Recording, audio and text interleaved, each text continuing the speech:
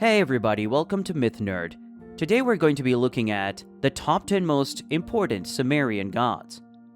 The Sumerians were oftentimes cited as the very first people known to have settled down in Sumer around 7,000 years ago.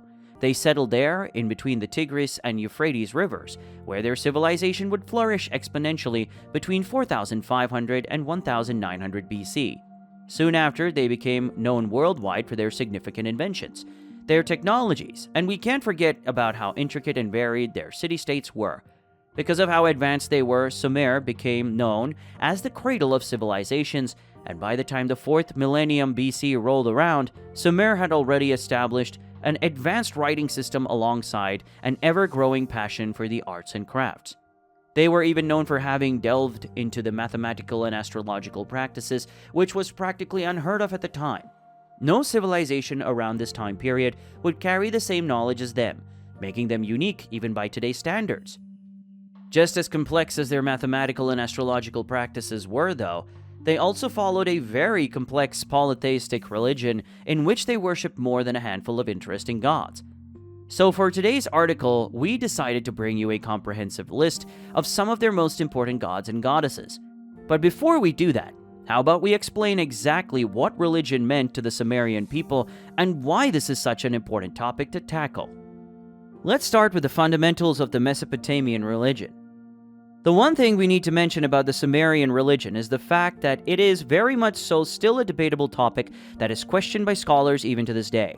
This is because the Sumerian people lived so long ago that we only have brief recollections of what they were like, and more importantly, what they believed in, and as such, we can't say for certain if everything that is written here is 100% correct. New information constantly surges into the system, so what is considered correct today may be proven false the day after. With that being said, this is what we know up until this point. The Sumerian religion all begins with the goddess Nammu, the personification of the primordial sea or saltwater bodies, and her partner Engur. Interestingly enough, Engur was not a deity himself, but a personification of the underground ocean of fresh water that was known as the Absu or Apsu. From their union came An or Anu, the god of the sky, who also seemed to represent their heaven, and Ki, the god of earth. The two mated with one another, soon after giving birth to the god of rain, storm, and wind known as Enlil. He was the one that gave life on earth a chance through his gifts, but he was not the only god that seemed to loom over earth. Kur, or the Netherworld, also existed. This was a dark and lifeless place in which every deceased soul on earth would go to, no matter what kind of life they lived. This is the basis behind the Sumerian religion, although there are scholars that believe that Enki was the one that ruled over all the water bodies and that Abzu is a deity, not a personification after all. Moving on to the human depiction of Sumerian gods. While most other religions would refer to gods as omnipotent or omnipresent, this was not the case for the Sumerian gods. Instead, they were pretty much just like you and I. They were powerful beings that lived forever, yes, but they also needed food and water to survive, and they could easily make mistakes from time to time, such as any other human. On top of that, even though there were gods, appearance-wise, they were almost always represented in human form, or at the very least, an anthropomorphic creatures. Despite that though, they were huge, being able to tower over any human with ease, and they would have a certain glow around them, which made it clear that you were talking to a god. This glow was referred to as the Melamu, and it was always visible unless the gods were to find their way to the Netherworld, where they would eventually perish if exposed continuously without a shelter to its uninhabitable nature. Another huge difference between modern-day depictions of gods and the Sumerian gods is the fact that they were never meant to be worshipped in the first place. Instead, you were meant to treat them as whimsical masters, giving them gifts if you saw them, and paying your respect to them for giving you life. Even so, Mesopotamian gods could easily take a life or grant a wish in a heartbeat. So if you weren't a devout worshipper or a good human being, you could have ended up at the wrong end of their wrath if you were not careful. Gods of men or gods of cities? What were they? When we think of gods, we think of them as rulers of civilizations. Zeus was not everyone's cup of tea, but he was the king of gods after all, so he deserved the respect of everyone in ancient Greece. The same applies to Odin and Thor from Norse mythology, and we can safely say that even modern religions follow this archetype of every follower of the religion bending the knee to the same gods. This wasn't the case for the Sumerian people, though, as the civilization had patron deities everywhere you looked. As such, each of their major cities worshipped their very own gods. For example, if you happen to live in Uruk and worship the god An and the goddess Inanna, but if you lived in Nippur, you would worship Enlil, and in Eridu Enki was hailed as the most important deity. Each of these cities had chosen its own god based on the rise of the city itself. So for example, if the city had been known to fight back against conquerors, they would be represented by their resilience, and as such their patron deity would be one representative of that. Due to how creative and intelligent the Sumerian people were, they weren't happy enough with raising temples in the names of these deities. Instead, they turned these temples into huge ziggurats, which became the meeting place for religious traditions and celebrations amongst the people. But hey, let's not get ahead of ourselves. For now, let's just talk about the most important deities that the Sumerian civilization worshipped in the past, starting off with number 1, Anu, god of the heavens. By far the most prominent deity in the Sumerian pantheon was An or Anu. He was the sky and heaven god, and he is said to date all the way back to 3000 BC. In most iterations, he is showcased as a great bull, which is why he was oftentimes cited as the bull of heaven too. He was the patron deity of Uruk in the southern herding region. Although he was the first god, his role was soon taken over by the other gods.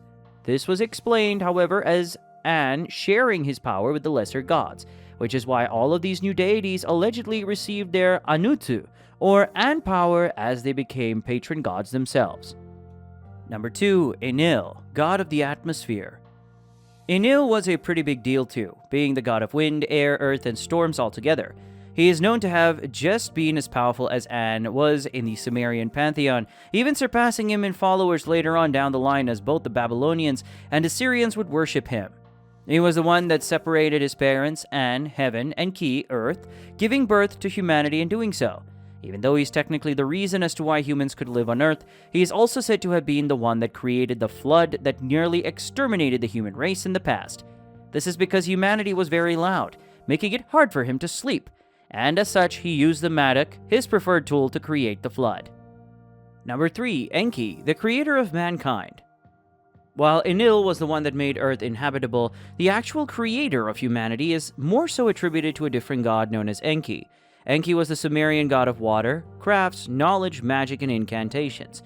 He was also referred to as the protector of mankind, as he was the one that warned the Sumerians of the upcoming flood.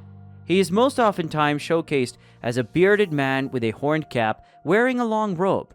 He was actually one of the most widely respected gods in Sumer. Number 4, Nammu, the goddess of the Primordial Sea.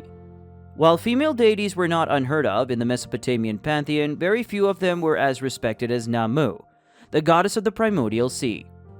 She was the mother of An and Ki, the gods of heaven and earth, and she was actually the one that created the world as we know it. She uses the same symbol that her mate Engur uses, and she is believed to have been one of the most prominent figures in the Mesopotamian religion back in the day. Nammu is believed to have taken it upon herself to create humanity with the help of Enki, using clay figures and molding them in the shape of the gods to give birth to the first humans.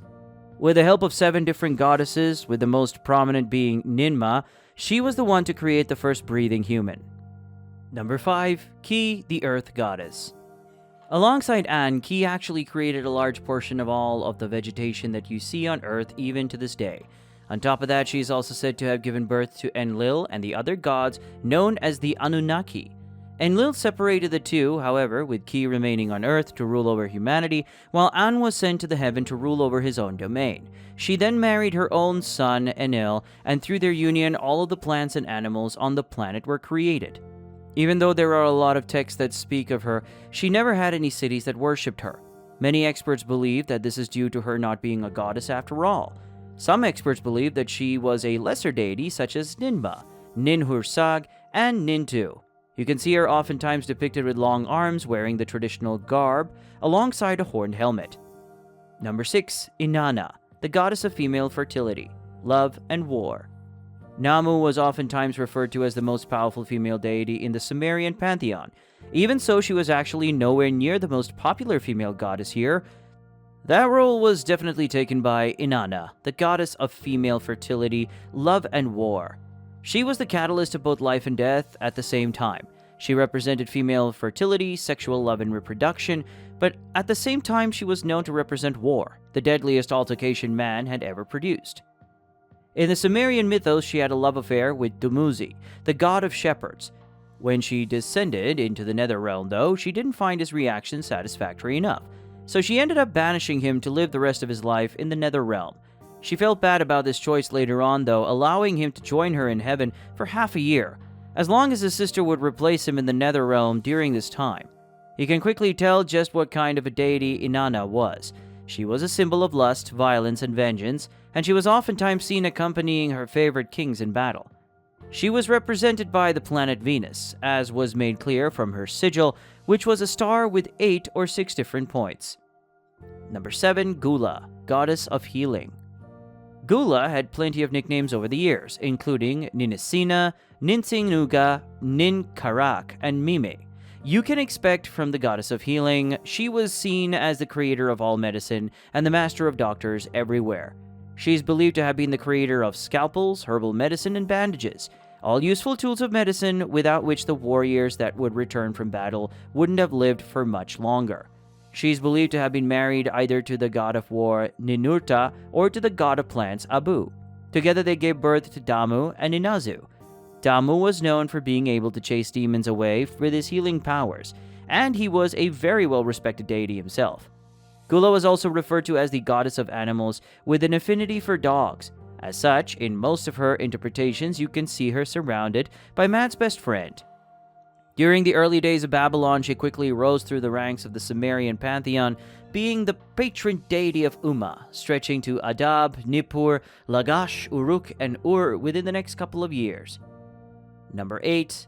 Ninhursag, the mother of all animals goddess. Oftentimes cited as the mother of wildlife, Ninhursag was a goddess of fertility, nature, and life on earth, and she was usually seen in the foothills and in the desert, where she would create new life every time that she felt like it. In most iterations, you can see her sitting on or near mountains, with her hair taking a sort of omega shape underneath her horned headdress.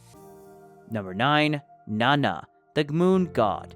Nanna is one of the oldest gods we've ever seen or heard of from Sumer. He was mentioned at the dawn of writing back in 3500 BC. His most popular temple was Ur, and here experts found out that he was the father of the sun god and the creator of the hunter-gatherer social structure. This is because without the moon, these hunters wouldn't be able to catch their prey, since they could never see what lied ahead of them without its light. Soon after, though, the moon god's popularity started to dwindle as the sun god's follower number increased. This is because the sun god was also referred to as the god of agriculture, which was a more important avenue for the people of Sumer back then. Number 10. Ereshkigal, the goddess of the Netherworld. The Netherworld was populated only by demons, gods, and the dead, and it was anything but pleasant. This land was also referred to as Kigal or Irkala, and it was a very depressing place to be in. This place was ruled over by the goddess of death and gloom, Ereshkigal. She was the older sister of Inanna, but she hated her with a passion. She was the one that created the rule that no one could actively leave the Netherworld without leaving a replacement behind them. When Inanna decided to check up on her sister, though, Ereshkigal took off her clothes and turned her into a corpse as she was about to cross through the 7 gates of hell. Enki was the one to come to her and rescue her, but even after he saved her, he couldn't leave the Netherworld because no one was allowed to leave without leaving a replacement behind them. That is when Inanna doomed Dumuzi to live for the rest of eternity in the Netherworld, since he had not mourned her loss enough for his own taste. The Sumerian people were amongst the most intelligent we've ever seen in the history of mankind. They were brilliant for their time. They were thousands of years ahead of every other civilization at the time. The saddest part about this story, though, is the fact that we didn't even know it existed until the 1800s. So who's to say that there isn't any other major civilization that could have been just as influential as the Sumerians, if not more, out there? Our money is on the table, and while it may take a long time, we do believe that we will eventually find one that precedes the Sumerian civilization. Until then, though, let's enjoy reading all about these ancient religions and all that they have in store for us.